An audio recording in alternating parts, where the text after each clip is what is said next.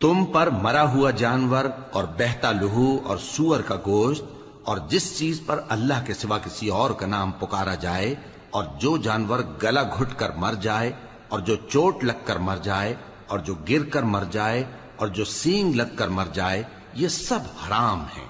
اور وہ جانور بھی جس کو درندے پھاڑ کھائیں مگر جس کو تم مرنے سے پہلے ذبح کر لو،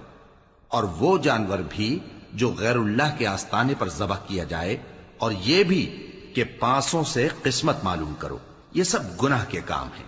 آج کافر تمہارے دین سے نا امید ہو گئے ہیں تو ان سے مت ڈرو اور مجھی سے ڈرتے رہو۔ آج میں نے تمہارے لیے تمہارا دین کامل کر دیا ہے اور اپنی نعمتیں تم پر پوری کر دی اور تمہارے لیے اسلام کو بطور دین پسند کر لیا۔ ہاں، جو شخص بھوک میں ناچار ہو جائے بشرطے کہ گناہ کی طرف مائل نہ ہو تو اللہ بخشنے والا ہے، بڑا مہربان ہے۔